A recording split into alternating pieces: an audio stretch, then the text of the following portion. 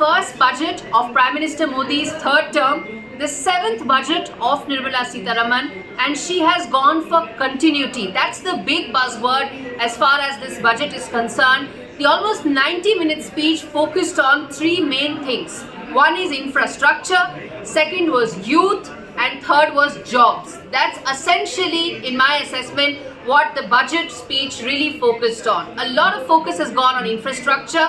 She's gone with 11 lakh crore, which was the earlier figure in the interim budget. She has not changed that, or she has not increased it. It is still at 11 lakh crore. Some would have said maybe a 10% hike would have been ideal, but well, there's only so much of room she has in terms of the government's finances.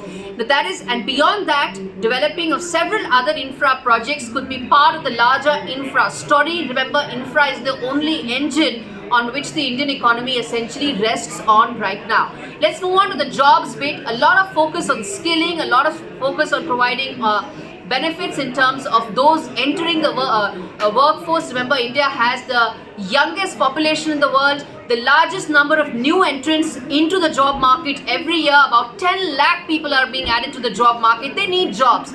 And skilling, get the right skills. That's what Nirmala Sitharaman's many schemes are focused on.